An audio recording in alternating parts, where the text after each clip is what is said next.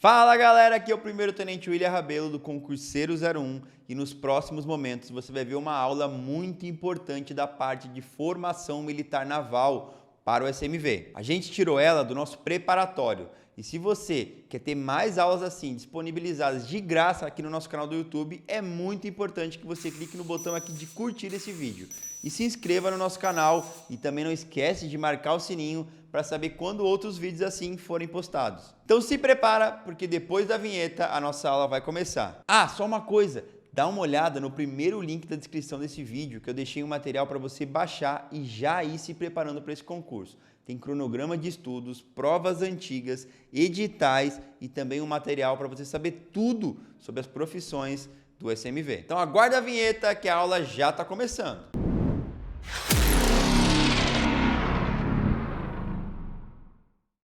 Olá pessoal, dentro da nossa área de estudo, formação militar naval, vamos estudar juntos agora a disciplina Organização Básica da Marinha do Brasil. Dentro de Organização Básica da Marinha do Brasil, nós vamos ver a Lei Complementar número 97 e alguns tópicos da nossa Constituição Federal da República Federativa do Brasil. Bem,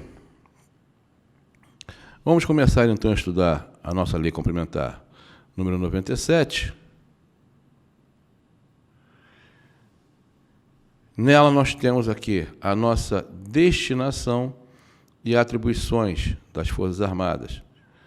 As Forças Armadas, constituídas pela Marinha, pelo Exército e pela Aeronáutica, são instituições nacionais permanentes e regulares, tá?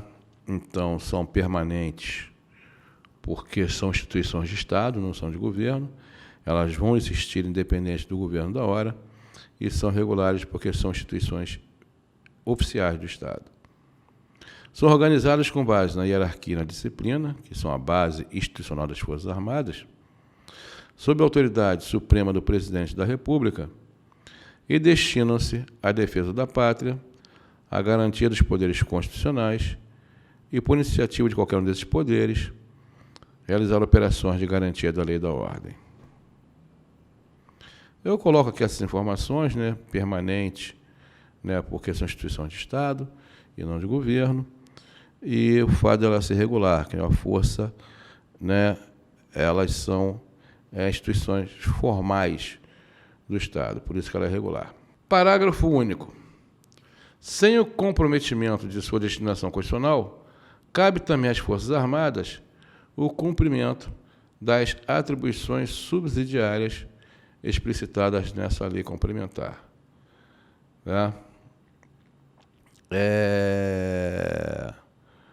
Além da atividade fim, já que nós somos Forças Armadas, que é o de combate, que é a defesa da pátria, garantia de poderes constitucionais, operações de garantia da lei e da ordem, etc., nós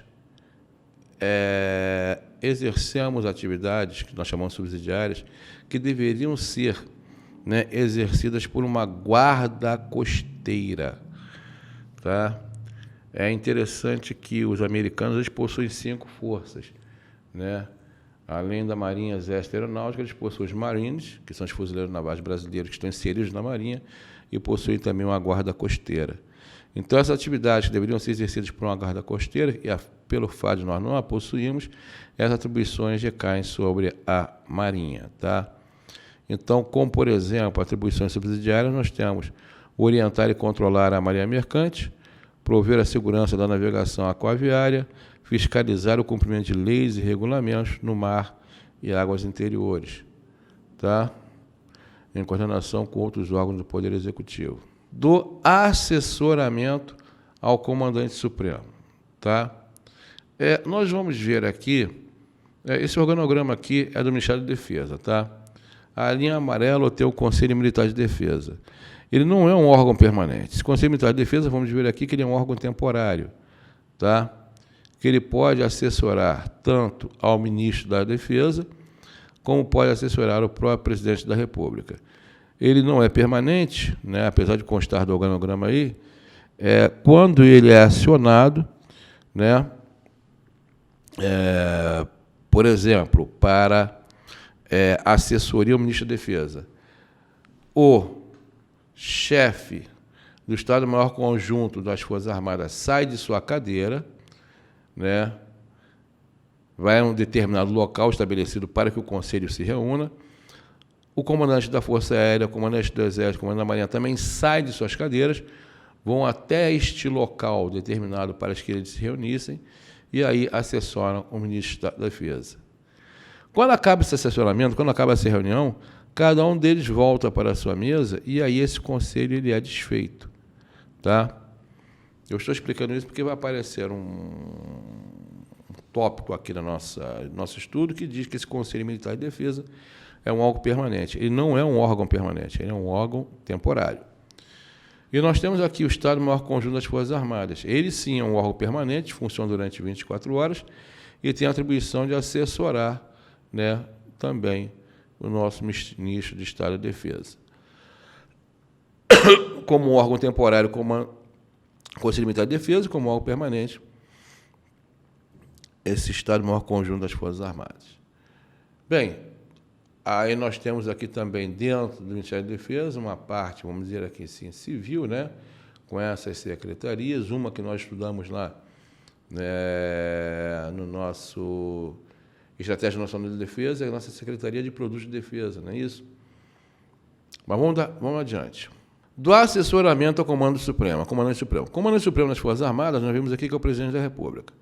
O Presidente da República, na condição de Comandante Supremo das Forças Armadas, é assessorado no que concerne ao emprego de meios militares pelo Conselho Militar de Defesa. Tá? Então, olha só. No que concerne ao emprego de meios militares pelo Conselho Militar de Defesa. Na assessoria ao Presidente da República, esse Conselho Militar de Defesa, ele é formado pelo chefe do Estado-Maior Conjunto das Forças Armadas, que eu mostrei agora aquele órgãozinho permanente, pelos 3 comandantes de força. Nós temos, então, um cidadão, que é o chefe do Estado-Maior Conjunto das Forças Armadas. Eu tenho mais 3 cidadãos, que são os comandantes de força. Tá? E é presidido, faz parte desse Conselho Militar de Defesa, o próprio ministro da Defesa. Tá? Então, nesse caso, um aí. E no que concerne aos demais assuntos pertinentes à área militar, o presidente é assessorado pelo ministro do Estado de Defesa. O Conselho Militar de Defesa é composto pelos comandantes da Marinha, do Exército e da Aeronáutica e pelo chefe de Estado-Maior Conjunto das Forças Armadas. Bem, repetindo aqui, o Conselho Militar de Defesa não é um órgão permanente, ele é um órgão temporário. Tá? Com esta Constituição que nós estamos vendo aqui, ele assessora o ministro de Estado da Defesa. Bem, o que é necessário, então, para esta assessoria ao ministro de Estado de Defesa? O ministro da Defesa diz o seguinte: bem, eu preciso do assessoramento agora do Conselho Militar de Defesa. O Conselho Militar de Defesa, então, reúnam-se aqui no meu gabinete. Então, cada um desses cidadãos aí vai levantar de sua cadeira, vai até o gabinete lá do ministro da Defesa, e no momento que eles chegam lá, está constituído esse Conselho Militar de Defesa. Assessoram o Ministério da Defesa, e no momento que eles voltam para as suas salas, esse Conselho Militar de Defesa, ele foi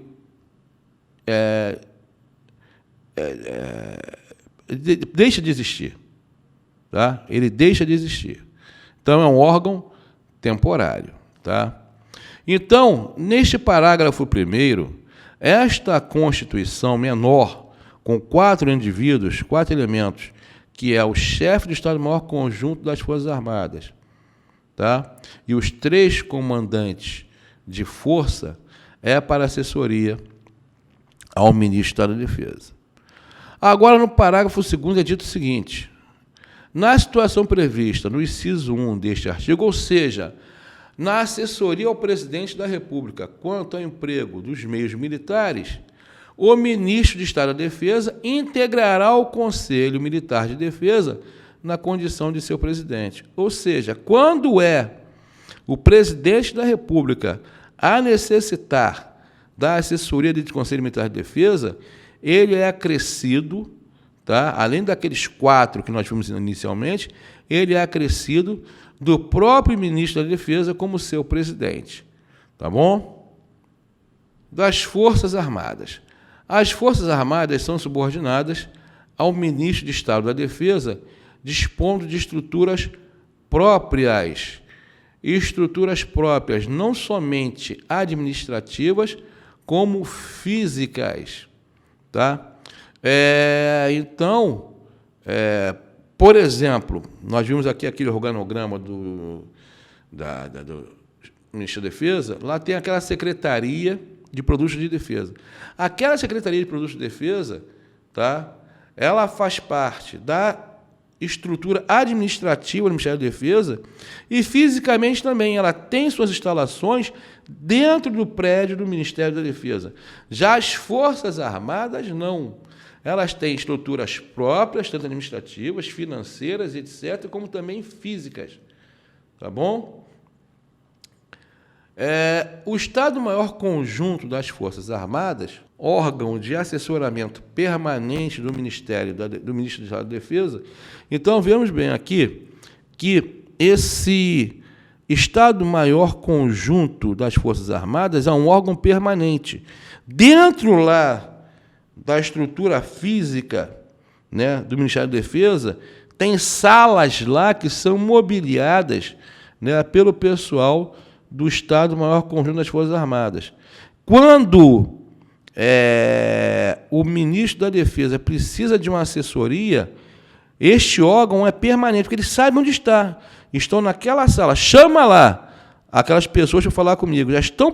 Aquelas pessoas estão fazendo parte deste órgão permanente durante 24 horas. Existe, né, durante 24 horas. Tá? Então, são instituições permanentes. Não é igual o Conselho Militar de Defesa, que ele é organizado temporariamente e depois dissolvido. Tá bom? Então, aqui está correto. O Estado-Maior Conjunto das Forças Armadas é o órgão de assessoramento permanente, tá, ao Ministro de Estado de Defesa. Tem como chefe um oficial-general do último posto, de qualquer de uma das forças, inclusive nós temos, né, estão sendo colocados lá oficiais por revezamento, né? Então, em uma ocasião é um da FAB, outra ocasião do Exército, outro da Marinha, tá?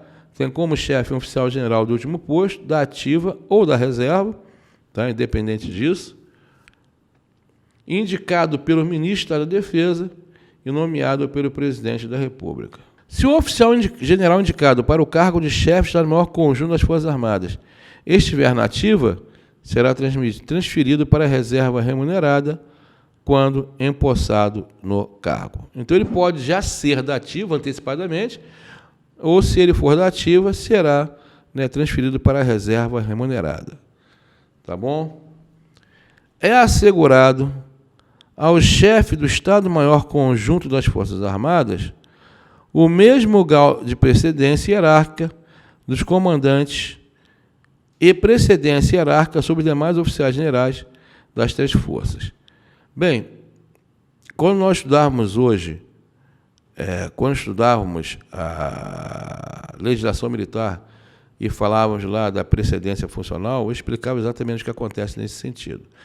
É por isso a necessidade da transferência para a reserva remunerada. Por quê?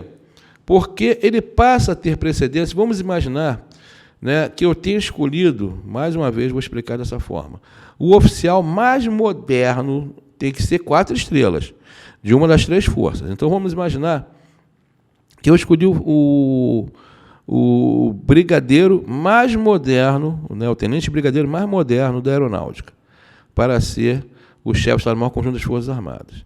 Nesse momento, então, ele é mais moderno, né, do que todos os oficiais generais do último posto do Exército, todos os oficiais generais do último posto da Aeronáutica e todos os oficiais generais do último posto todos eles são mais antigos que ele. Ele é o mais moderno dos oficiais generais do último posto das 3 forças.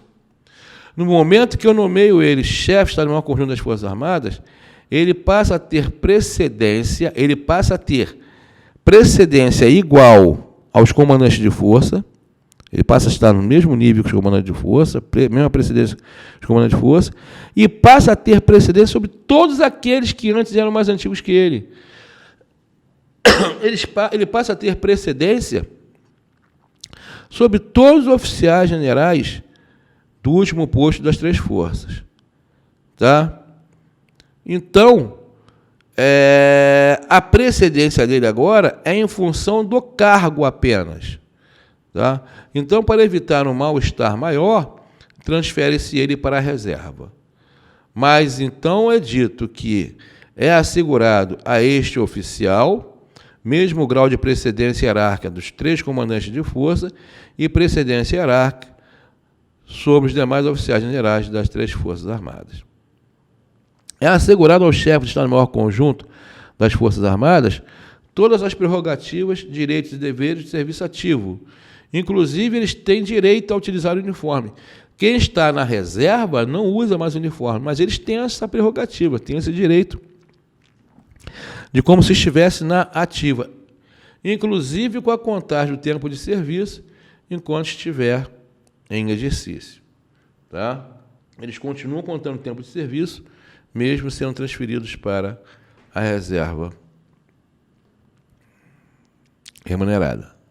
Bem, estamos dando por encerrado, então, nossos estudos relativos à organização básica da Marinha. Tá? Vimos inicialmente, então, a Lei Complementar número 97, agora acabamos de estudar os assuntos relativos à nossa Constituição de 1988. Pessoal, até um próximo encontro, então. E aí, curtiu? Então não esquece de se inscrever no nosso canal para ser notificado de mais vídeos como esse, hein? E se ficou alguma dúvida, comenta aqui embaixo que a gente vai ter o maior prazer de responder. É isso então, galera. Muito obrigado, um abraço e valeu!